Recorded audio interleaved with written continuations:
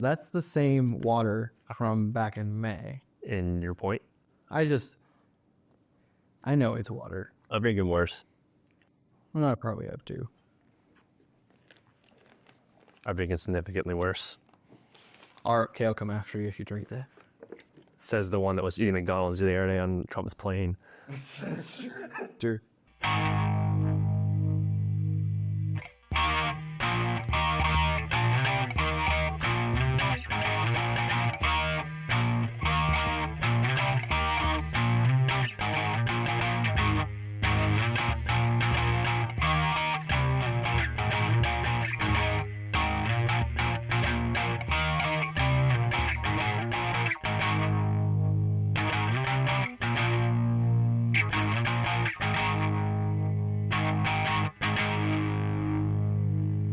Hello, ladies and gentlemen, and welcome to the subject. Welcome to season 5 of the subject matter. I'm your host, Steven Jenkins, here with your co-host, Mr. Jonathan Dayton. We are, in fact, experts in nothing. Here to give you our thoughts and opinions on all of it. Welcome back to a new season.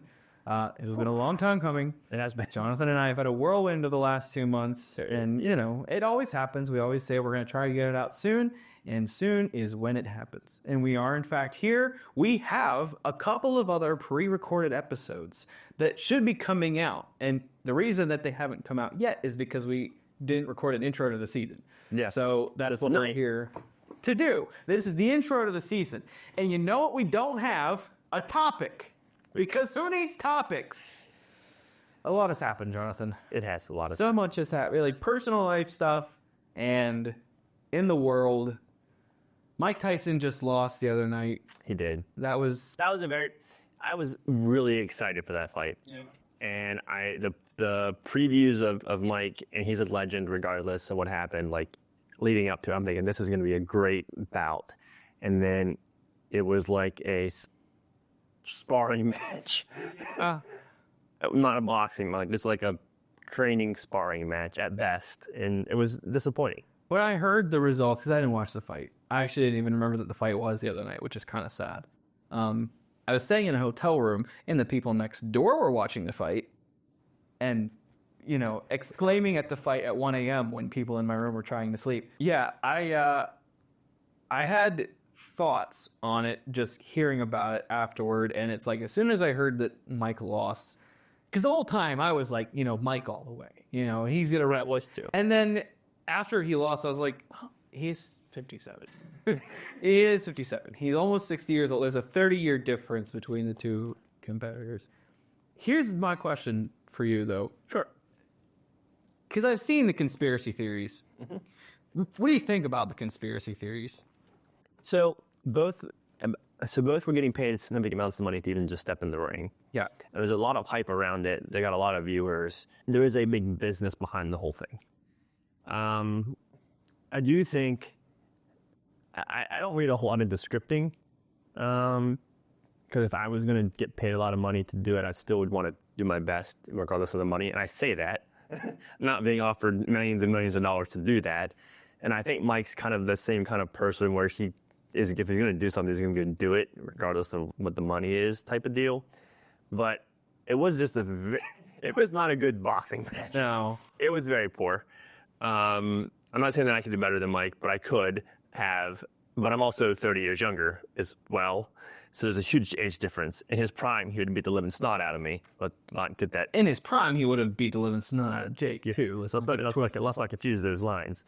But it was not a good boxing match. I still don't think it was scripted. I do think that age and just played a huge factor into it. Stamina. I mean, going 8 rounds consecutive is very hard to do regardless. When you see him in training, though, it's so different. Well, I said, and I said before and after the match, that in order for Mike to win, he would need to give it his all the first 2 rounds. Leave it all out there. And if he got knocked out in 3rd or 4th, so be it.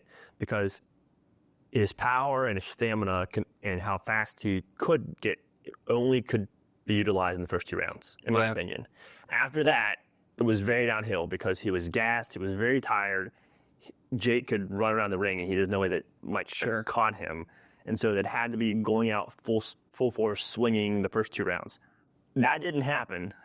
Maybe the first round it was pretty even, but second round, throughout the remaining 7, it wasn't good. Yeah. So do you think? Because I have seen clips. It does look like if you're somebody who wants to believe the conspiracy that it was scripted and that he was pulling his punches, I think that there's plenty of clips out there to convince you of that. You're right. I am partially convinced just because I don't watch boxing religiously. I've seen a couple of clips, and I don't know Mike Tyson's style from years ago. I've heard about it. It doesn't seem like that was like, there seems like there's many opportunities in a lot of these clips where he could have gone off, and he just didn't. I mean, and that could just be stamina. Yeah, but agree. I do think there's opportunities for him to go full force, but on the same side, on the other side of things, boxing is very technical. And so obviously when you start punching, your hands aren't up, so it leaves you exposed. Jake's a very fast young person. So I do think Mike is very technical in that sense. And so he didn't want to leave himself vulnerable. But at the same time, if you know you're losing, you got to do something. To try to win. If you just stand there and do nothing, then you know the judges' scorecards aren't going to be in your favor and you're going to lose. I will say I was very disappointed in Netflix. I heard.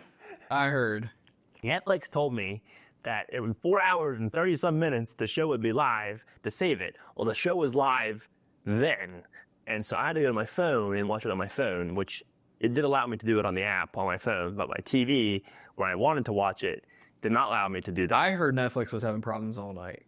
Like, they just weren't ready for their servers. No, they weren't ready for the servers. And which frustrates me. Their servers weren't ready for the audience. To the audience, there's a number of viewers. But what frustrates me is if you know you're going to play up that is a Netflix exclusive streaming service and you know you're going to get millions of people watching because it's Mike Tyson and Jake Paul, then you should be ready for the capacity. When you're not ready, it's very disappointing. And Netflix said they were going to do... Nobody wants to have a fight on Netflix.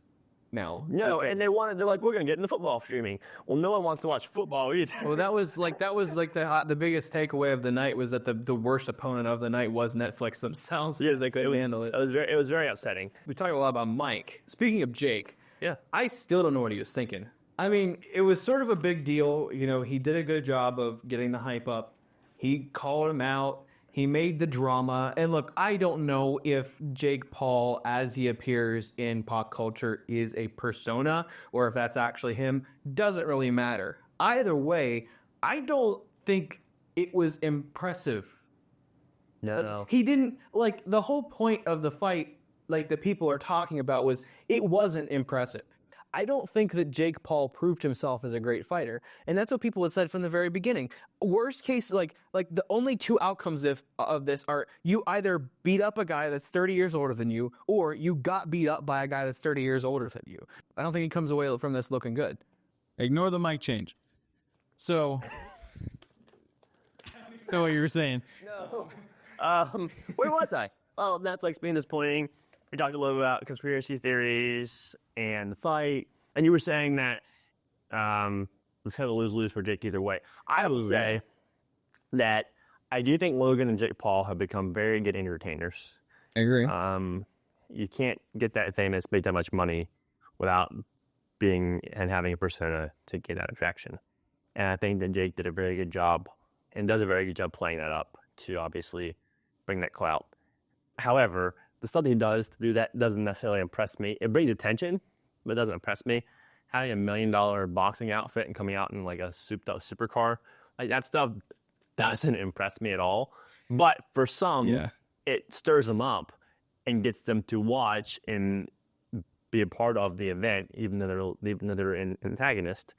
And again, that draws to the money and the viewership and RPMs and that's why part of that, like, I wonder how much of that is a persona. You know, I don't know. I don't know, honestly. I mean, Jake Paul isn't part of the Logan Paul podcast, right? Like, he's not like a mainstay. No, Jake's been on Better a lot when William Betting's podcast. He's done that quite frequently. Okay. But I don't think it's part of the Logan stuff. And Logan's big into like WWE, like that's all scripted type of fighting. Yeah. Still hard, but scripted type of fighting. You're still taking a hit. Oh yeah, regardless. But it's not. Yeah. There's outcome. You know the outcome. Right. Unless you mess up, which has happened before. It has happened before. It was when the cool stuff happens. But yeah, I don't know.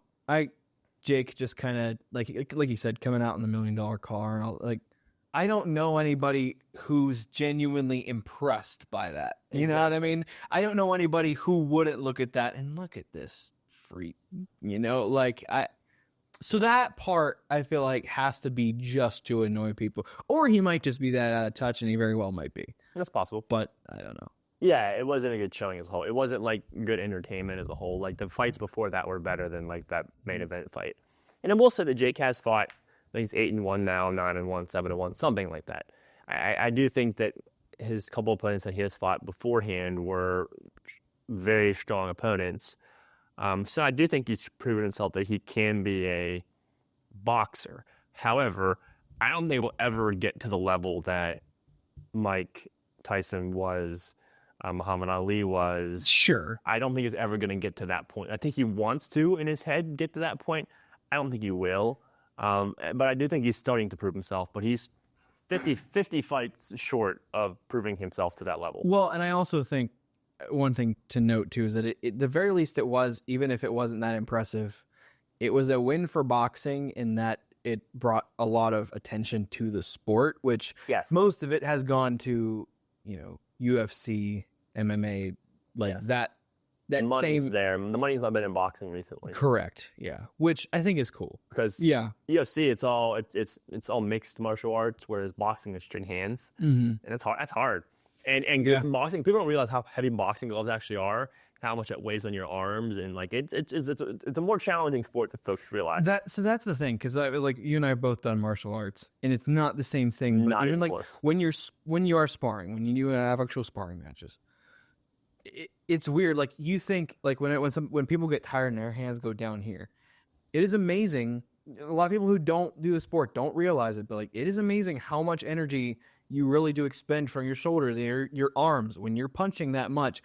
Your hands really do want to come down here, and it does actually make a difference. And for me, like I said that in my age, I could fight better than Mike did, only because there's an age difference. I mean, you gotta make that very clear. However, the one thing in boxing has that I'm at a severe disadvantage for is, yes, I have length and I'm fast. However, my upper body's not nearly as strong as what Jake or Mike's is, or anybody for that matter. But my skill set is my legs. So take away my legs, right? And I can't kick. I'm at a very severe disadvantage because in sparring matches, I kick probably 85% of the time and use my hands at 15. So flipping the script for me would be very hard because I'm not a puncher, I'm a kicker. And I think that's the cool thing about boxing, again, that it's just hands. I think that is a whole unique challenge and skill set that you have to have. Arm reach and length and head movement. That's all very challenging. Well, and also there's the dishing it out, and there's also the being able to take it too. I mean, like, oh man, they hit hard. No headgear. You gotta be able to. No headgear, nothing. Like the most cushion you get is from the boxing glove itself, and that's it. Like you got to be able to take a hit, and a hard hit. That's very challenging. So I would say that it has. I think the fight brought a lot of attention to boxing, which was great. I do think I was a little disappointed in the fight itself. I think Netflix disappointed me in not being able to keep up with the capacity of the viewers, which is disappointing. But I do think it was a really good show. I very respect Mike for coming out at his age and actually boxing and just stepping into the ring, which is huge. And do I think it was scripted? Maybe. Parts of it, probably. And if it was, he's got $20 million to cry into at night. And Jake has 40, so guess what? It doesn't really matter. And I said at the beginning of the podcast, I don't think that's scripted, but, you know, that's a lot of money. And I can very well change my thought process. As somebody who has never been offered $20 million, I cannot say what I would do if I was offered $20 million. I can say now that I wouldn't, but if the money was in front of me, there's a good chance that I could say, I'll lose. You got $20 million and you have to produce a bad episode of the subject matter. Be happy to. And we probably have at least $100 million, right? I'll take any episodes of the podcast for $20 million. Well, yeah. The podcast ends as soon as we get $20 million. For $20 million, if you want us to stop. you want us to just ban ourselves from the internet, which first $20 million right now. I'll turn the camera off right now. Done. Preemptively, I'll do it because this is pre-recorded. To come into a different topic, I am so hopeful and possibly way too optimistic that this episode will be coming out at least during Thanksgiving weekend. I would love for it to come out right before Thanksgiving, but hopefully Thanksgiving weekend, and certainly hopefully not the week after. But we know how things go, so I'm not going to make any promises. If you're watching this, then happy Christmas. But Happy Christmas. you have any big plans for Thanksgiving? No, not really. Traditional Thanksgiving plans. Nothing exciting. It is my favorite time of the year, Thanksgiving and Christmas. So I'm excited to go just do some stuff, take some time off. But nothing overwhelmingly excited. I would love to go see a big Christmas lights display this year.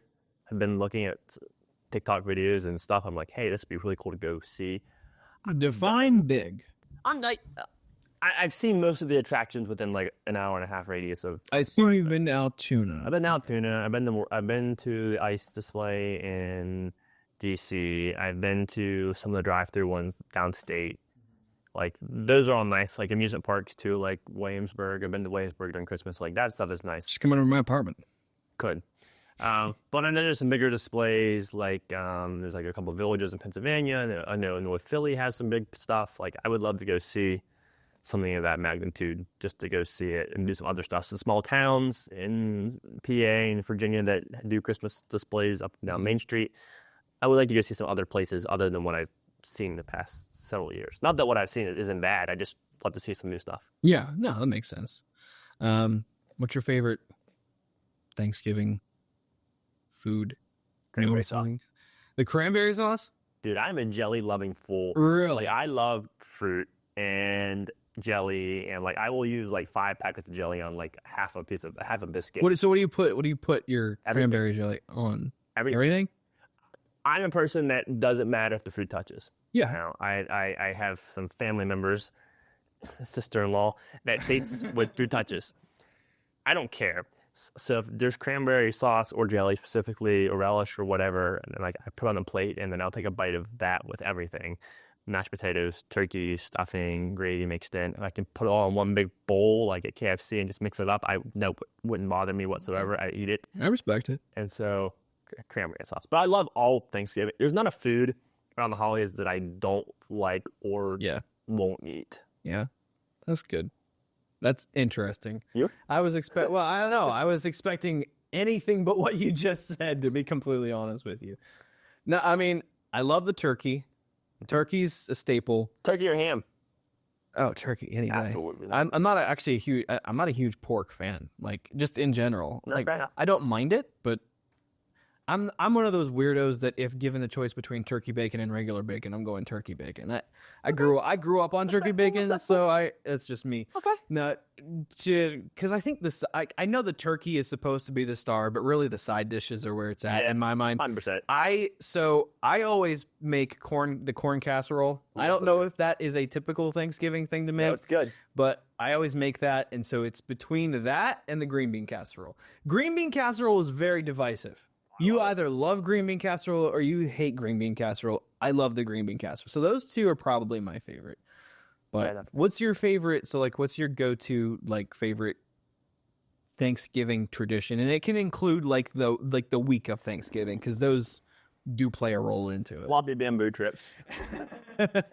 Yeah. The Jonathan, a couple of friends, and I always go out. We do, which is weird. We do pre-Black Friday shopping, which isn't necessarily intuitive. But Black Friday nowadays is like they have Black Friday deals. The whole week, week. So we go out. We usually go to Costco. We do Top Golf. I don't really know. I have traditions. Like, my family's hard thinking, yes, we do. We really don't. I mean, we go to the family member's house, or we select the family member's house to do Thanksgiving. Typically, Thanksgiving is at my parents' house. We go, we have Thanksgiving meal, and that's really about it. Like, there's nothing that we do that's like set in stone every single year consecutively. And Christmas is the exact same way. We get together, we go rotate family at houses for Thanksgiving dinner for the family. We go do it we do some games and stuff that we do every single year. We do like a bingo, but like nothing's over like a major tradition. They're all smaller. Yeah. Well, that's kind of the in same size. See, that's like kind of the same thing for me. Like most of mine, I love. It's technically not a Thanksgiving, but I think at this point we can consider Black Friday kind of a part of Thanksgiving almost. You know what I mean? Like I love getting up and going and doing shopping and stuff like that. But and like I know my family usually sets up the Christmas tree Thanksgiving Day weekend. Yeah, we do like that type of thing. As far as Thanksgiving itself goes, I love the like.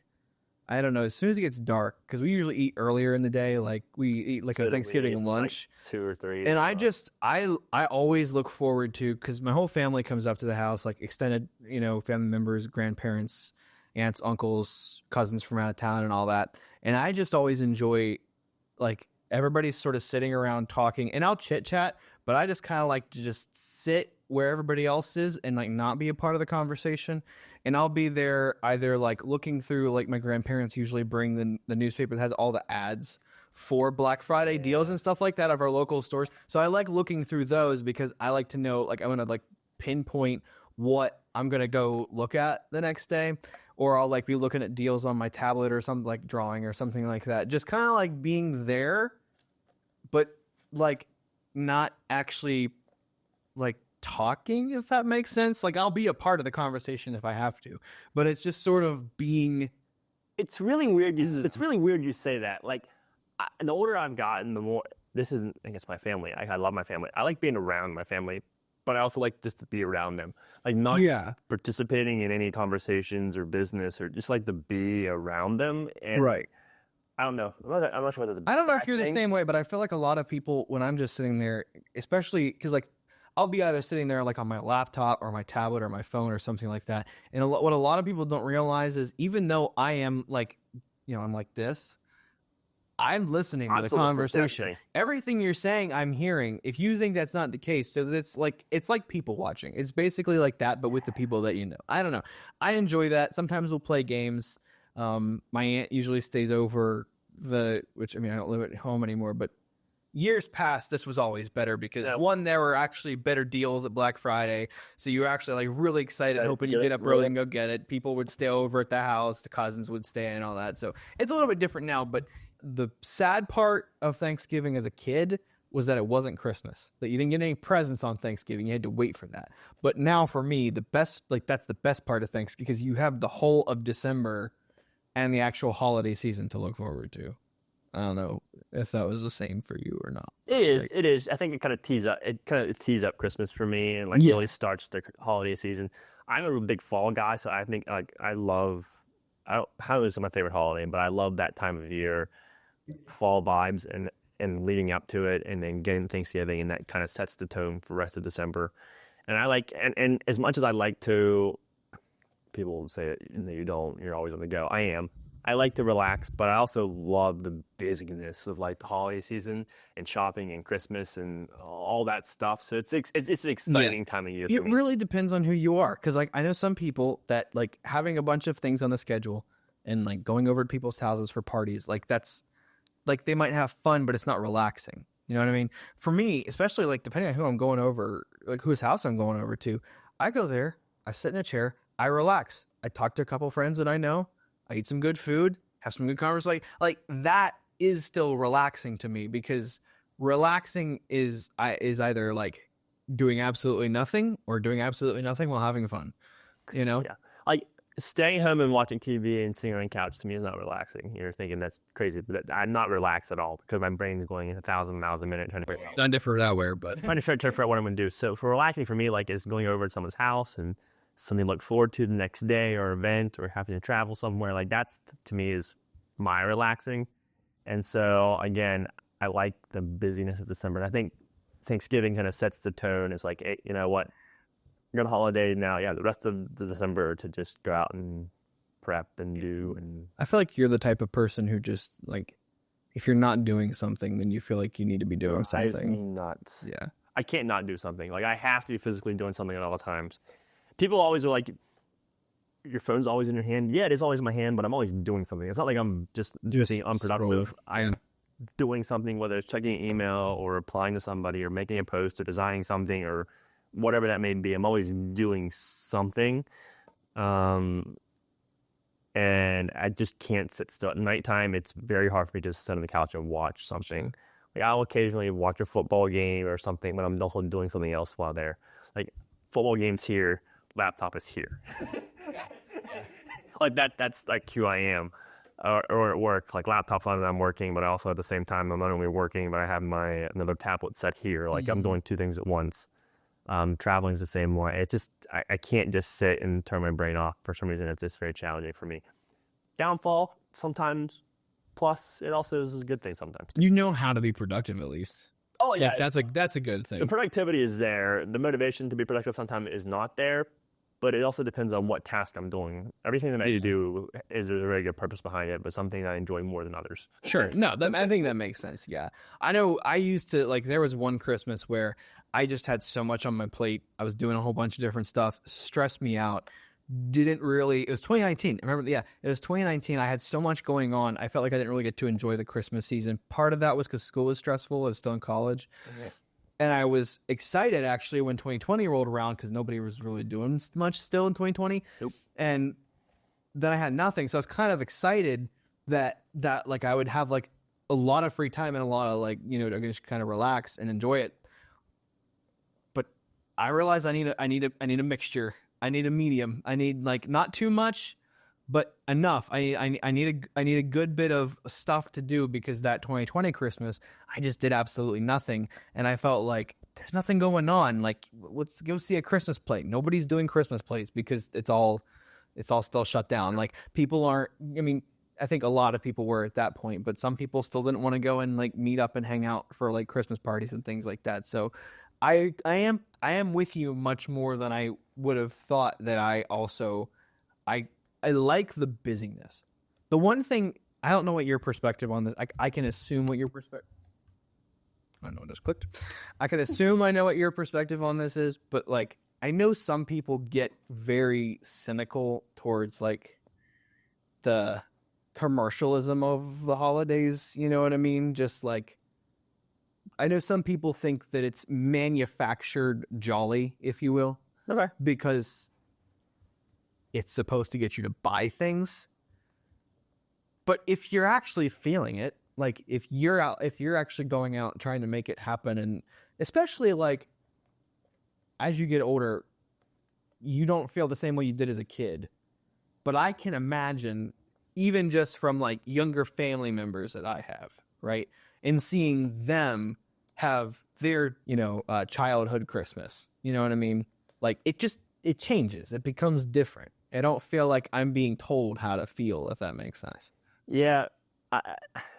Like, the manufactured jolly, like, that doesn't have much effect on me. Like, I'm going to do what I want to do. And if there wasn't all that money poured into the ads and stuff, it wouldn't change I agree. It wouldn't change what I'm going to do. And to that end, related to the older I've gotten and now having a child, I've turned into more of a memory person and so experience person. And so, like, and that's where, like, the tradition thing kind of, we do have our family traditions, but, like, I don't want to do the same thing every year. I want to explore new and different, and money's a factor, obviously, because things are expensive, but, like, at the same time, I want to I want to build more memories and do more things so that I can look back and say, hey, we were there. We've done that before. Look at this picture. Like, that to me is more important to me, especially having a daughter. Like, I want her 18 years or however long she's at our house. 18, tick out the door. But her time with us to be, like, full of different experiences and memories and moments that we can look back on. And so that's my priority now. The manufacturer stuff really doesn't have an impact on me.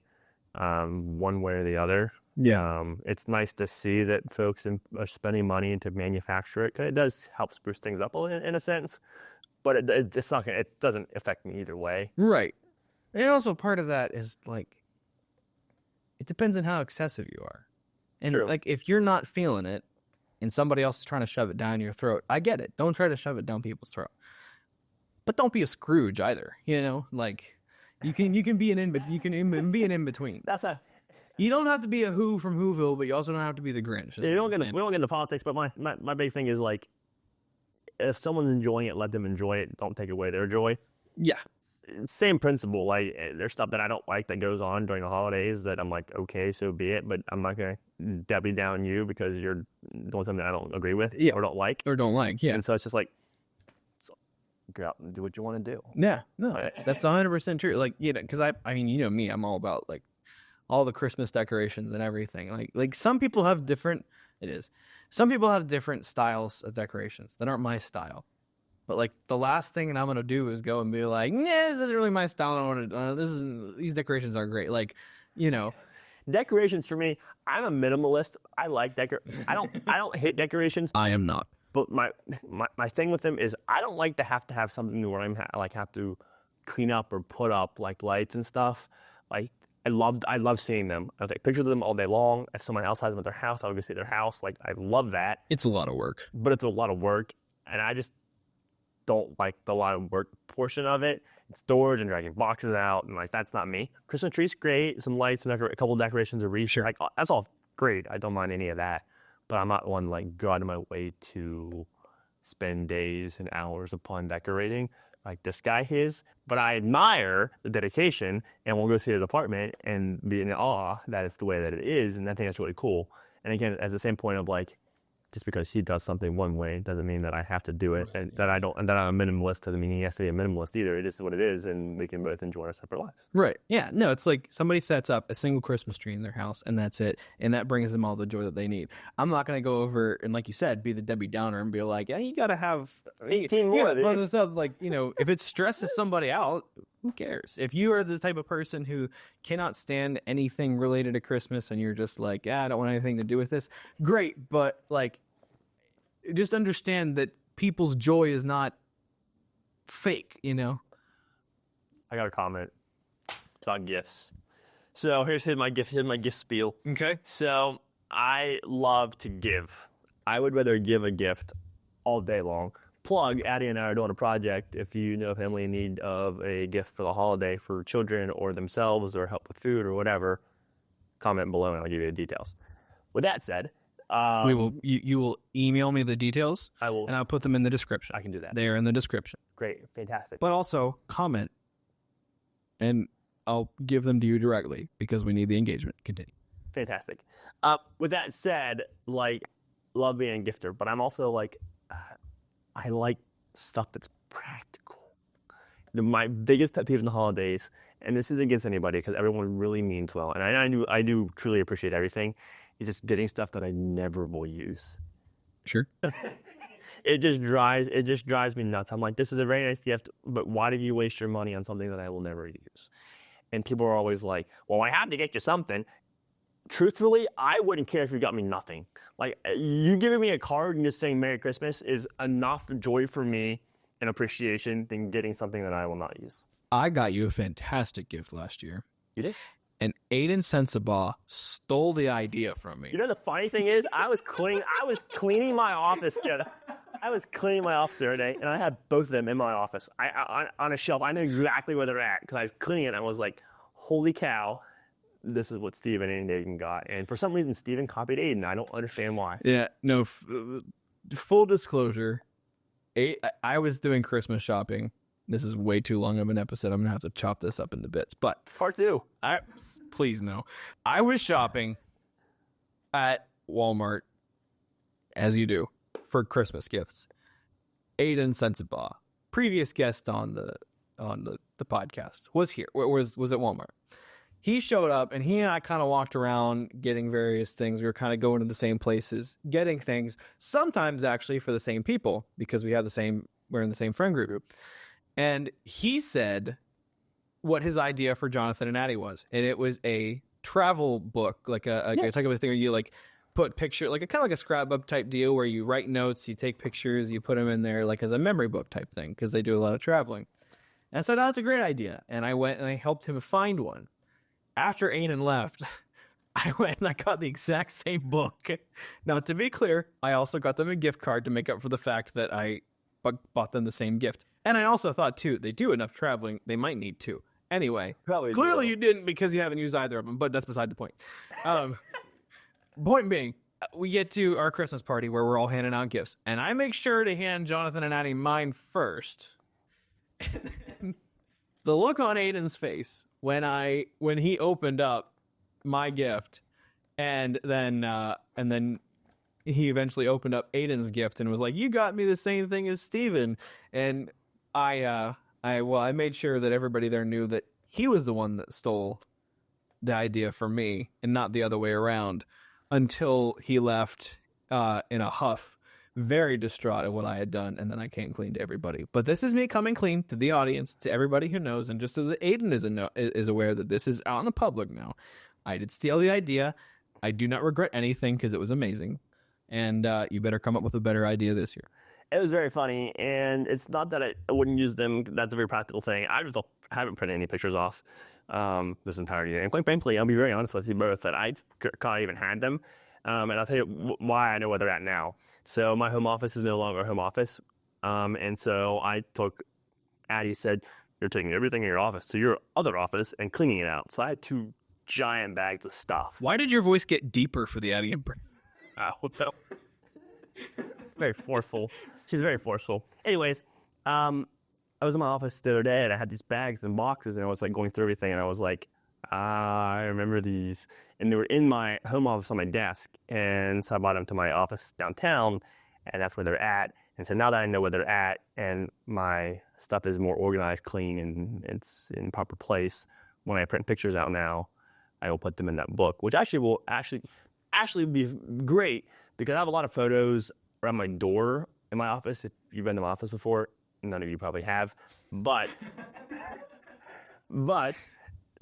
instead of being there and around on that door, I can put them in the book and have the book laying on the table. And if folks want to look at pictures, they can look at it with the look. It's a great idea in my head now, which is it's going to be executed in the next couple of weeks.